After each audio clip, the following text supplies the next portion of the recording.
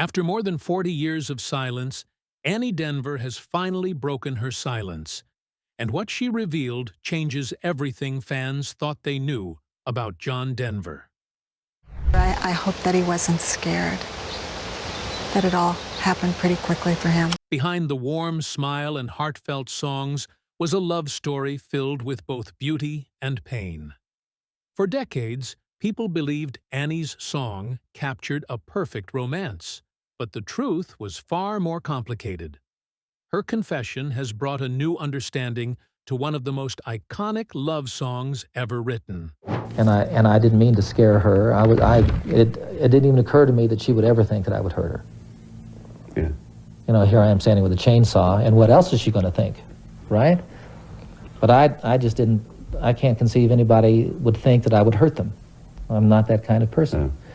And even within that, as I said in the book, you know, at one point when she started wagging her finger at me, you know, I had laid the chainsaw down over here and we were talking. I asked her why she cut these trees down out here.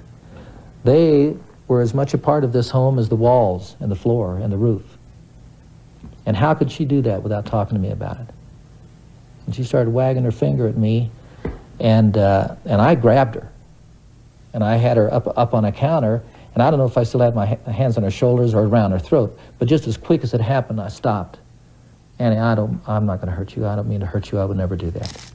In this video, we're going to explore Annie Denver's revelation and the untold truth behind her and John Denver's story. And John loved Colorado. It changed his life. He had the ability to put into words, I think, things that we all felt. He wrote Rocky Mountain High on a trip to Williams Lake during the Perseid meteor showers. The year was 1966. Annie was studying at Adolphus College in St. Peter, Minnesota, completely unaware that her life was about to change forever. That same year, John Denver, still using his birth name, Henry John Deutschendorf Jr., was touring with a folk group called the Chad Mitchell Trio. He was already chasing his dream in music and performing wherever he could. But something about that college performance was different. Annie would later remember it clearly, how John played his guitar, how he blended into a silly little musical put on by the students. She was simply the girl walking across the stage holding signs. Act 1, Act 2. But to John, she stood out instantly. They didn't fall in love that night, not yet, but a few months later, they reconnected, began writing letters to each other, and something real began to grow. Within 9 months, they were engaged, and on June 9th, 1967, they got married. It all happened fast, maybe even impulsively. But in those early years, their love felt unstoppable. John was completely taken by her, and Annie was swept up in the excitement of it all. For a while, it truly worked. He wasn't a household name yet, but Annie was about to learn what fame really meant, and how much it could take from you. To the world, Annie's song was a simple, heartfelt love letter. But to Annie Denver, it carried a different meaning. The story behind the song wasn't about candlelit dinners or romantic getaways. It was about pain. It was about making peace after conflict. It came from one of the hardest times in their marriage. By 1973, years after their wedding, John and Annie were living in Aspen, Colorado. On the surface, it looked perfect. Snow-capped mountains, clean air, and peaceful scenery. But behind closed doors, life wasn't always so perfect. Like any couple, they argued, sometimes harshly, sometimes to the point where everything felt like it might fall apart. Then one day, after an emotional fight, something changed. They made peace. Real peace. John's mood lifted, and as he often did, he went skiing to clear his head. Sitting on the Ajax chairlift, surrounded by silent, snow-covered trees, the melody suddenly came to him. By the time he got home, the song was nearly finished. He sat down and wrote it in less than 10 minutes. No rewrites, no changes, just pure emotion poured onto paper. To Annie, it was a gift, a personal gesture of love after an argument. But to John, it soon became something more. He once told her that what began as a love song turned into a kind of prayer. Not just for her, but for the world, for nature, and for something greater than both of them. Years later, Annie admitted that the song still makes her cry, not just because of its beauty, but because of the truth behind it. It wasn't born out of perfection, but from the struggles that define real relationships.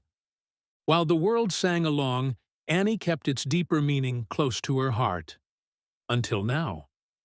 After Annie's song swept across the nation, people saw John and Annie Denver as the picture-perfect couple, deeply in love, living in a mountain paradise, and raising a happy family. They seemed to have it all.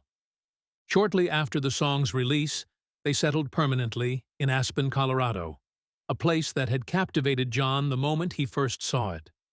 Surrounded by pine forests, rivers, and towering peaks, it was everything he loved. Untouched, quiet, and far from Hollywood chaos. Aspen became the backdrop for his music, his activism, and his marriage. They built a home there, filled it with music, warmth, and laughter. They adopted 2 children, Zachary John and Anna Kate John, often said they were the greatest joy of his life. And Annie, though she preferred to stay out of the spotlight, embraced her role as a devoted wife and mother. But cracks were beginning to form. John's career was taking off. Hit after hit, endless tours, television shows, awards, and interviews. It never seemed to stop. And every time he left for work, Annie was left behind, not just physically, but emotionally too. For Annie, the dream started turning into a quiet, painful reality. She had given up her privacy, her normal life, and over time, even pieces of herself. In interviews, she later admitted that as John's fame grew, she began losing her sense of identity. Their marriage no longer felt like a partnership, but like a structure built to support his career. And John wasn't blind to it. He could see the distance growing between them, but he didn't know how to bridge it. Music became his outlet. Nature became his escape. But neither could fix the silence that filled their home. A silence that came not from peace, but from emotional distance. They smiled for photos. They attended events. But behind those smiles were 2 people who had slowly drifted apart. The couple who once fell in love in a small college town now lived as strangers in a beautiful but lonely home in the mountains. 15 years. That's how long John and Annie Denver were together. From young lovers full of dreams to distant partners weighed down by fame, their marriage eventually broke under the pressure of a life neither could have fully prepared for. To the outside world, they were still John and Annie, the couple everyone remembered from Annie's song. But inside their home, everything was different. The spark that once kept their late-night talks and love letters alive had begun to fade, and both of them could feel it. In a 1983 interview, John admitted, "I think my success and my commitment to the work that I do certainly had an effect on Annie's and my relationship." He wasn't just touring anymore. He was everywhere, performing at award shows, filling concert halls, appearing in television specials. The world adored him, but Annie rarely saw him. And when he was finally home, they found it difficult to reconnect. He described it as a slow drift. 4, 5, 6 years, he said. We started drifting away. The time spent apart, and then the inflexibility when we got back together. It was like trying to mesh 2 completely different worlds. Annie had her own reasons for feeling distant. To her, it wasn't just about time apart. It was about identity. She had married John when he was still finding his way, but once he became famous, everything around them changed. The spotlight wasn't only on him anymore, it swallowed her too. She once said that John's fame became so consuming that she no longer knew who she was. She wasn't Annie Martell anymore. She had become John Denver's wife. And while that title sounded glamorous to outsiders, to her it began to feel like a cage. By 1982, they both knew the marriage had reached its end. But unlike many celebrity breakups, theirs didn't explode across headlines, at least not immediately. They filed for divorce quietly. Avoiding public arguments or tabloid drama, Annie stayed single. John later remarried, but there was always something between them that felt unresolved. And while the world moved on, those close to them knew the truth. Sometimes love doesn't end suddenly. Sometimes it fades slowly, painfully, and with a silence that feels louder than any song. John Denver was known for his gentle voice, peaceful lyrics, and wholesome image. But behind the scenes, that image was beginning to fall apart. After his divorce from Annie, something inside him shifted. He wasn't the same man who once wrote love songs on ski lifts. What followed were emotional struggles, impulsive actions, and personal issues that no one expected. It began with a shocking and symbolic act. During the division of assets, Denver made a disturbing confession. In a moment of anger, he took a chainsaw to their bed, the very bed he had shared with Annie, and tried to cut it in half. The act was more than just impulsive. It was deeply unsettling. Friends said he wanted to make a point, to show Annie how final the separation truly was. Others believed it was revenge. According to some accounts, Annie had cut down a few trees on their Aspen property that John had planted and treasured. To him, that was personal.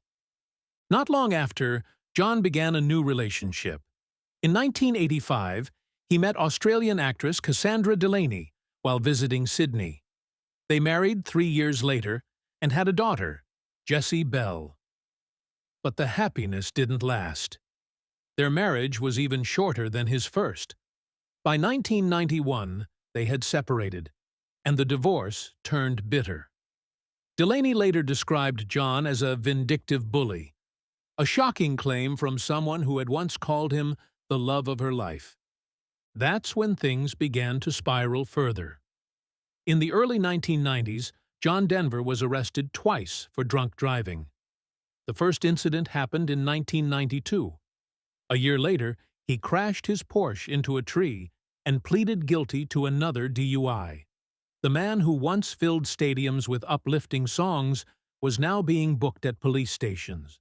But alcohol wasn't the only issue. Behind closed doors, John was fighting depression and deep insecurity.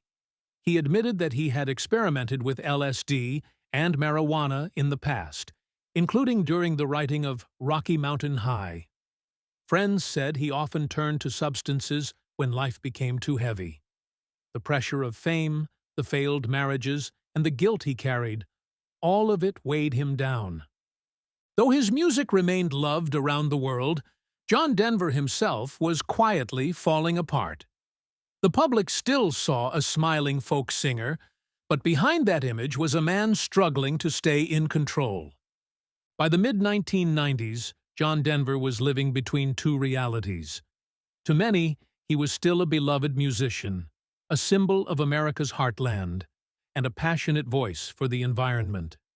But privately, he was a fading star, battling inner turmoil, legal trouble, and a growing disconnect from the peace he once sang about. No one could have imagined how his story would end. On October 12, 1997, John Denver took off in a small experimental plane, a Rutan Long-EZ, flying over the California coastline. It was a bright day above Monterey Bay, but what happened next left fans around the world in disbelief. Just a few miles from the Pacific Grove shoreline, the plane plunged into the ocean. John Denver was killed instantly at the age of 53. The news stunned millions. How could a man who sang about nature, love, and freedom in the skies meet such a tragic end? But as investigators began examining the crash, the details only raised more questions. Some believed the accident reflected how far John had drifted from the steady, grounded man he once was. Others wondered if it could have been avoided, if someone had stepped in before it was too late. Investigators later found that the crash wasn't the result of one single mistake. It was a combination of design flaws, human error, and overlooked details that created a deadly situation in the air. The aircraft he flew wasn't a standard model. It was a lightweight, home-built plane, known for its speed and maneuverability, but also for its design issues. One of the most concerning was the position of the fuel selector valve. Instead of being in front of the pilot, it was located behind the left shoulder. To reach it, the pilot had to twist around mid-flight, let go of the controls, and fumble for a switch that was out of sight. Even worse, the fuel gauges in the plane were unclear and inconsistent, offering no reliable way to read them. It's very possible that John Denver didn't even realize he was running low on fuel, but that wasn't the only issue. After his earlier DUI arrests, the Federal Aviation Administration had revoked his medical clearance to fly. He was instructed to stay away from alcohol if he ever wanted to regain his certification. Still, that day, he took off without a valid pilot's license. Was it overconfidence, a desperate decision, a tragic design flaw, or something more complex? For decades, John Denver's songs filled radios, cabins in the mountains, and late-night living rooms with a sense of warmth, nostalgia, and belonging. But behind those soothing lyrics and cheerful performances was a side of his story that few people truly knew. And for years, the one person who could have told it, Annie, stayed silent. Until now. At 78, Annie Martell Denver finally spoke openly about what fans had long suspected: that Annie's song was real, that its beauty didn't come from a perfect love, but from a painful one, that John Denver, the smiling folk icon with the golden voice, was a man full of contrasts: joy and anger, love and flaws. She admitted that even now, the song still moves her to tears. She still listens to it and still remembers the young man with blue eyes and an untamed spirit who once wrote her a love letter through music. While the rest of the world moved on, while John remarried, faced setbacks, and eventually met his tragic end, Annie stayed quiet and grounded. She lived in her Colorado home, surrounded by her children and grandchildren, far from tabloids or attention. Over time, people even began spreading rumors that she had passed away. But she hadn't. She had simply chosen a life of peace. Even so, she admits that the past still lingers. Loving John Denver came with both pain and a gift: the music, the memories, and the truth that no matter how far he drifted, a part of him always remained in that song and in her. What makes her words powerful isn't just her honesty. It's her grace.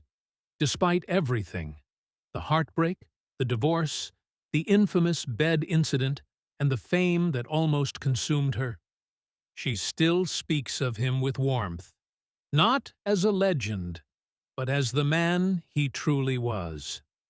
The man who once saw her from a college stage and never looked away. And maybe that's why his legacy still resonates, because beyond the fame and the scandals, John Denver left something genuine. Music that made people feel connected, songs that invited listeners in and told them, "You belong." His music continues to find new life even today. After a Super Bowl ad reignited interest in "Take Me Home, Country Roads," the song climbed the charts once again, and with a new tribute show on the way, his music will soon echo in theaters once more. Not because he was flawless, but because he was real. And now, with Annie's words, the full story finally feels complete. John Denver's story didn't end with that crash in the Pacific. It didn't stop with his last album or his final concert. For those who truly listened, his voice never disappeared. It lives on, in the chords of Annie's song, in the opening hum of Take Me Home, Country Roads, and in the quiet emotion of Perhaps Love. But more than that, it lives in the truth of who he was, a man who longed for peace, sang about beauty, and wrestled with storms within himself. And Annie, she never tried to profit from his name. She never released a tell-all book or stepped back into the spotlight. She chose to live quietly, with dignity, allowing the world to hold on to whatever version of their story it believed. Until now. With a few heartfelt words, she reminded everyone that every great song carries something deeper. The arguments, the reconciliations, the moments you wish to forget, and the ones you never can. Annie's song was all of that, because that's what John Denver's music truly was. Not perfect, but personal. His story wasn't about endless fame or fairy tale romance. It was about struggle, forgiveness, and a kind of love that stays with you even after it's gone. So the next time you hear that familiar melody, pause for a moment. Listen, not just with your ears, but with your heart. Because somewhere in those lyrics, in the soft pauses between words, John Denver is still speaking. As time passed, the song kept finding new listeners. Younger fans heard it on playlists, older fans played it on vinyl. Musicians covered it, teachers used it in class, and people played it at weddings. The song became a small living thing that moved between people. Annie kept her distance from the spotlight, but she did not disappear. She watched from her home as the world rewound and replayed moments from the past. She tended a garden, read letters she had saved, and took long walks. Neighbors knew her as warm and private. She rarely agreed to interviews. When she did, she spoke plainly about love, loss, and the way memory can change meaning. She also saw how John's work continued to shape conversations about nature and care for the earth. Schools used his songs to teach about parks and rivers. Activists quoted his speeches. Musicians referenced his melodies in new songs that mixed old feelings with new sounds. His name stayed on benefit lineups. For Annie, seeing this was a mix of pain and comfort. The pain came from knowing that private moments behind a song could become public property, a source of revenue and trivia. The comfort came from knowing that something honest she had once lived through kept pushing people to feel. She chose not to profit from those feelings. Instead, she donated to local music programs and to groups that worked to protect forests and rivers. She felt those donations honored parts of their life. In quiet talks with friends and family, Annie shared a few simple lessons. Love can be fierce and fragile. Fame can change how people see each other. Forgiveness is a form of strength. She asked people to listen to the music without turning it into a headline or a product. Let the songs do what songs do. Help people remember and help them breathe. Years have passed since the first chord was struck on that chairlift ride. New voices sing old lines. The melody travels. But for those who know the full story, the song is more than a hit or a memory. It is a record of a life lived in public and private. It reminds us that beauty often grows from struggle, and that what remains most important may be how kindly we treat one another when we think no one is watching. Listen close, and you may understand. If you enjoyed this story, don't forget to like the video and subscribe for more untold stories like this.